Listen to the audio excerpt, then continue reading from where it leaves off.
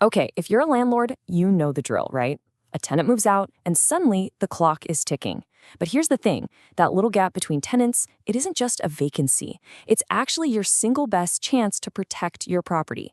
So today we're going to break down the essential playbook for that super critical turnover period.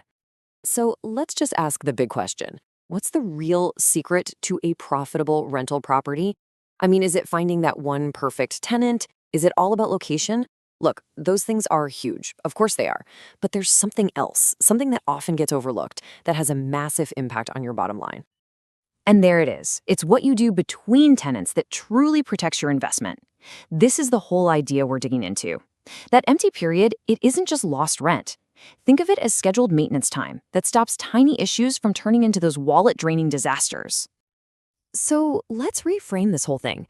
This period is not some stressful void. No, it's the turnover opportunity.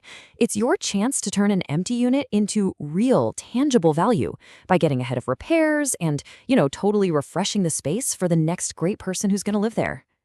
So, where do we start? Well, step one is all about inspection and repair. Before you even think about grabbing a paintbrush or a cleaning bucket, you've got to play detective. You need to find all those little hidden issues that even the best tenants might not notice or mention. And I mean, this goes way beyond just the obvious stuff. You have to get methodical. Look up, check the ceilings and corners for those faint water spots. Get down on your knees and check under every single sink for dampness. Swing the doors open and close to see if the doorknob has punched a hole in the wall behind it. These are the classic telltale signs of wear and tear that can really snowball if you ignore them. And this right here is the whole point. A loose cabinet handle or a toilet that just keeps running, yeah, they might seem minor, but believe me, they're the first things a new tenant is going to notice and complain about. Fixing them right now shows you're a pro, and it keeps your property feeling fresh and new. The key here is to focus on the repairs that really deliver that new home feeling. Patching up every little nail hole and hairline crack in the drywall before you paint, that makes a world of difference. And a fresh coat of neutral paint, honestly, it's one of the best investments you can make. It just completely eliminates any old odors and creates a perfect blank canvas that attracts those high-quality applicants you're looking for. All right, let's move on to step 2, deep clean and seal. Now look, even if your last tenant left the place broom clean, that is not the standard we are aiming for here, not even close. We're talking about a level of clean that goes way, way beyond the surface. And this chart just shows the difference perfectly. A tenant, yeah, they might wipe the counters, but did they pull out the fridge and the stove to clean behind them? They vacuum the floors, sure, but did they wipe out the inside of every single drawer and cabinet? The landlord's deep clean is all about resetting the property to a totally pristine state, and that includes one really critical detail you see down at the bottom there, caulking.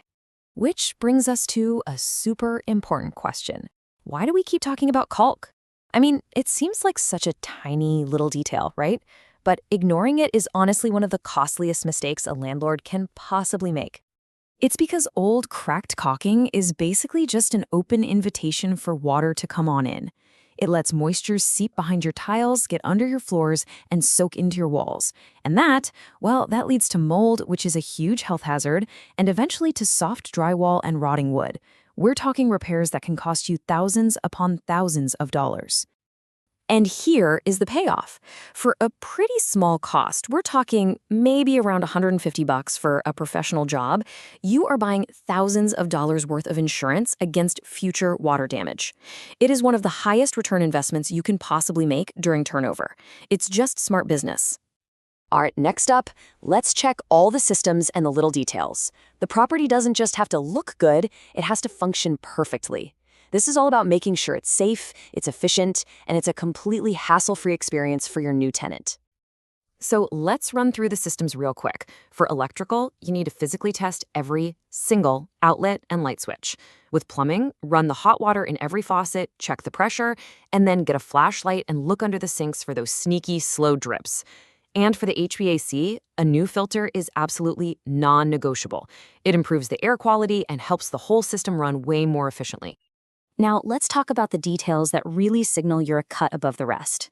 A tight doorknob, a silent hinge, trim that's been freshly painted. These little things communicate that the property is really well cared for. And check out that last one. Replacing old, dim bulbs with bright LEDs, it instantly makes the space feel bigger, cleaner, and more modern. It's a tiny touch with a huge psychological impact during showings, and it tells a potential tenant that this is a well-maintained, efficient home. This brings us to our final and, I think, most important point. Everything we've talked about, it isn't just about making the unit look nice for the next person. It's about a core philosophy, protecting your long-term investment. Because prevention is always, always cheaper than repair. So to put it all together, the turnover period is your scheduled time for preventative maintenance. This is the playbook. Sealing wet areas, touching up drywall, a fresh coat of paint, fixing minor leaks. These aren't just cosmetic fixes. They're active measures you're taking to prevent rot, mold, and much bigger failures down the line. And that is the ultimate takeaway here. This isn't just about trying to get a higher rent, although that often happens too. It's about preserving the actual value of your asset. A well-maintained property commands respect, it attracts responsible tenants who are way more likely to take care of it, and at the end of the day, it protects your financial future. So I'll just leave you with this to think about. After your next tenant moves out, ask yourself this question. Is the property just clean, or is it truly rent-ready? Is it just a vacancy, or is it an opportunity to invest in your asset's future? Believe me, the answer makes all the difference.